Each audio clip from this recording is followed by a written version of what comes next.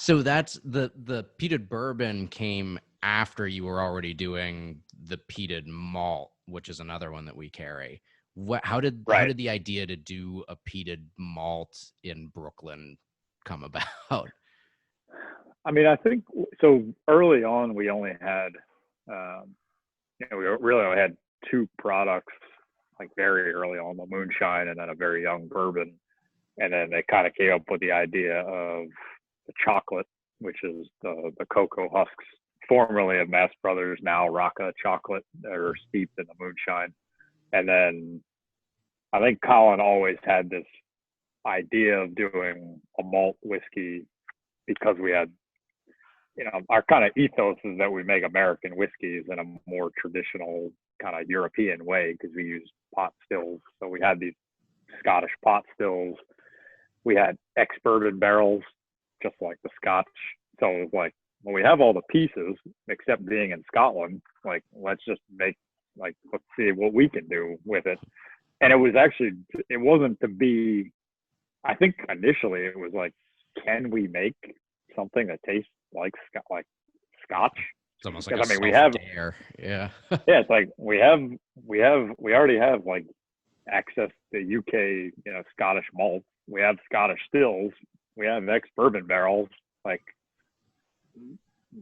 let's try it out.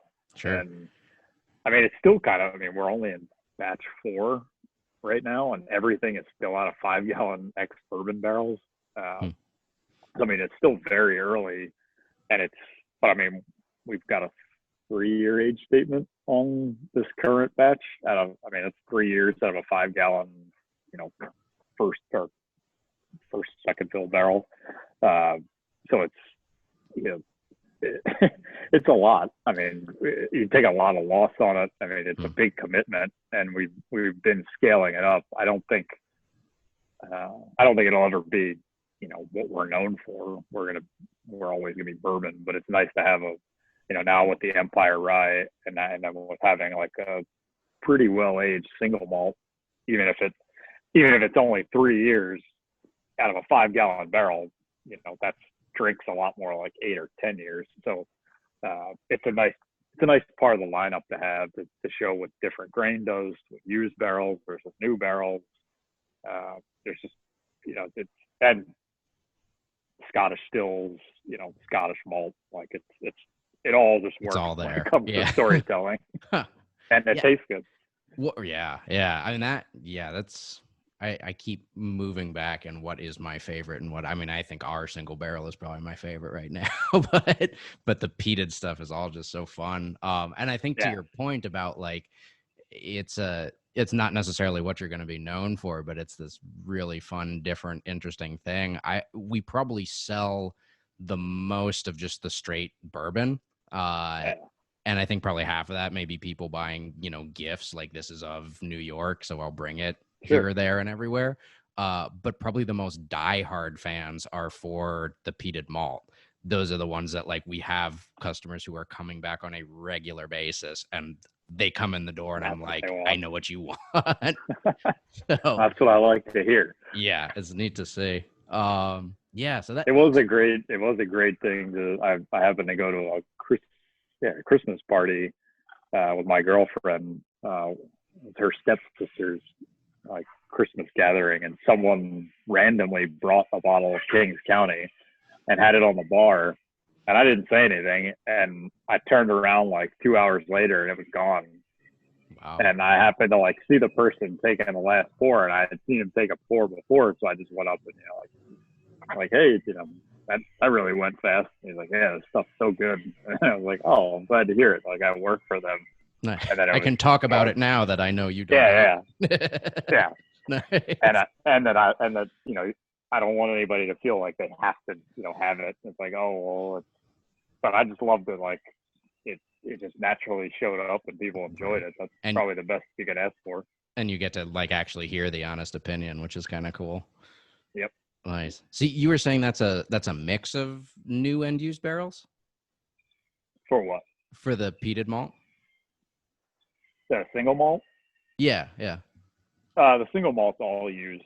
That's barrels. all used. Okay, yeah. Yeah, you can tell Yeah, looking at it on the shelf it's ex a good bit bourbon. lighter. Yeah. So that's Yeah. really following in the Scottish style of yeah. Yep. And that so with that one it's not all 100% peated malt, right? Right. It's about 2/3, 2/3, 1/3. So it's 2/3 our normal Golden Promise malt, and then 1/3 peated, Nice. And the like peat you're 57-43. So maybe not even 2/3. Yeah, it's like 57-43 okay. non-peated to peated. Hmm. So it's almost 50-50. Sure, sure. And that's for the nerds out there. This is coming from Aberdeen, is it? Yeah, it's a medium peated malt out of Thomas Fawcett and Sons Maltster, and the peat sourced from the Aberdeen region of Scotland, Nice. which has a less brine, less medicinal kind of notes, more in like the barbecuey realm. Right. Uh, This is not which the same peat that they're using in Lafroig or Ardbeg or now yeah. now it's got more, because it's on the mainland. It's got more decaying forestry matter, whereas a lot of the Hebrides, it's mostly decaying vegetation, seaweed, that kind of. Plus, you've got all that saturation from the salt sea air and salt water. Sure. Do you happen to know what the ppm is for the real nerds? It's like 10 to 20 ppm. Okay, so not crazy. I mean, comparatively, that would be Lafroig. I think you're around 40. Ardbeg is closer 40. to 50. So Yeah, that's and yeah. This yeah, is considered their medium peat. nice. We'll get someone from one of the peated Scottish distilleries to really get into that because that's a whole Yeah. other show. Oh yeah. Oh Yeah. yeah.